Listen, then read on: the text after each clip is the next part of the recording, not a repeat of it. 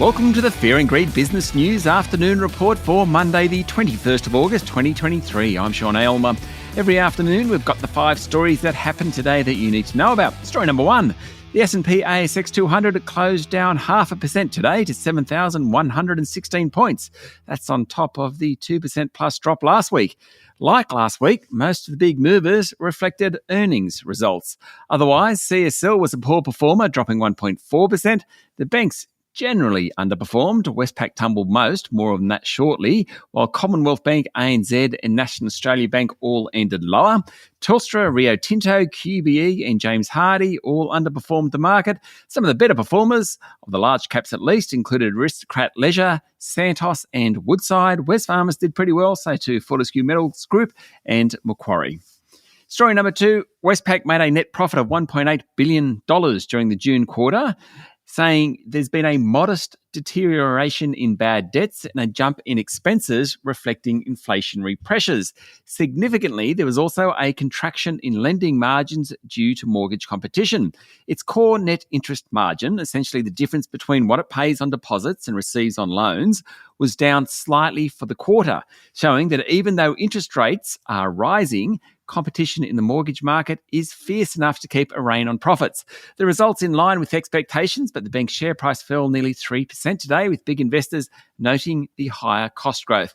The number of mortgage customers in Australia who are more than 90 days overdue on loan repayments rose a touch, and the bank recorded some higher stressed loans in the property, retail and agricultural sectors.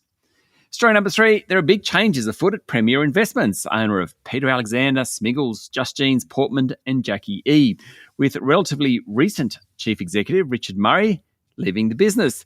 Looks like major shareholder Solomon Lew is getting set to shake up the retailer and is considering splitting Premier into 4 separate companies, potentially demerging Smiggle and Peter Alexander. Big investors say the corporate structure of Premier is holding back both retailers, and they like today's announcement, pushing the group's share price up 13%. Analysts speculated that the departure of Murray, who was formerly boss of star retailer JB Hi-Fi until he joined Premier 2 years ago, reflects a divergence between Murray and Lew about the direction of the group.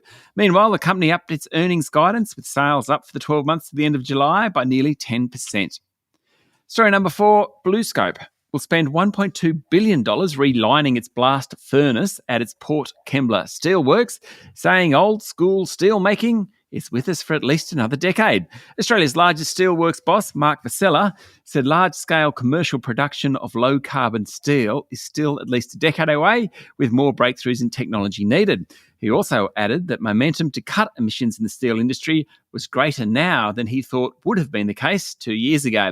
The company said net profit for the year to the end of June tumbled 64% to $1 billion on the back of falling steel prices and profit margins compared to last year's record.